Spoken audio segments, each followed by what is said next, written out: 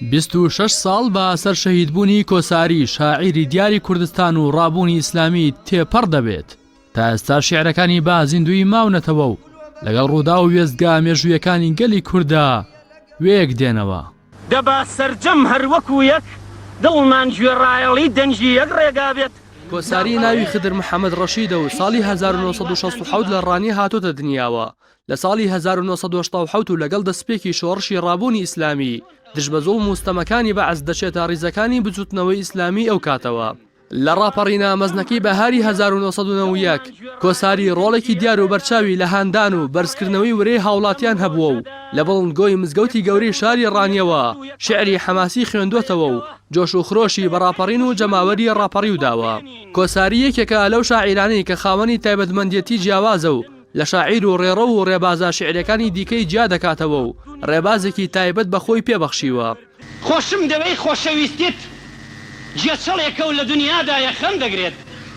كۆساری تاکە شاعیری سەردەمی نوێی گەلی کووردا کە سەرجەم شیعرەکانی خۆی لەبەر بووە و هەرگیز و لە هیچ کۆڕ و مەراسیمێکدا وەرەقە و دەفتەری شیعری بەدەستەوە نەگرتووە. خدر كۆساری بە هەموو هەست و وجودی گزارشتی لە شیعرەکانی کردووە و لە پاڵ دەنگە ڕەسەن و ناوازەکەیدا بەدەست و مەچەک و جوڵەکانی سەرنجی تاک بە تاکی ئامادەبوانی کۆڕە شیعرەکانی ڕاکێشاوە. سەرەڕای ئەوەی زۆرێک لە ئەدیبان و لێکۆڵەران و تەنانەت ئەو شاعیرانەی کە ئایدۆلۆژیا و تێزی شیعرەکانیان لەگەڵ خدر كۆساری جیاوازە شاهیدی کە وێنەی شاعیرێکی وەک كۆساری لە چنینەوەی خەمەکانی نیشتیمان و حەقیقەتەکانی ئیمان دەدەن، بەڵام گرنگیەکی ئەوتۆی لەلایەن حکوومەت و وەزارەتی ڕۆشنبیری پێنەدراوە.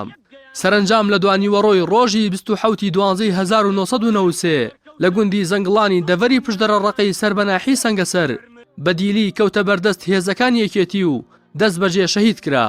بوو بە یەکێکی تر لە قوربانیانی شەڕی ناوخۆ و دواتر لە گۆڕستانی کێوەڕەشی ڕانیا بە خاک سپێردرا. ئێستاکە خەنجەری بریقەداری زۆر کوردی بەتوانە هەڵکێشانی بەدەستی گڵاوی دوژمنە. ئێستاکە زۆر پێشمەرگە هەن لەبەر تاریکی شەوە سەنگ چەشی دەستیان قۆناغی بەرەو دوژمنە.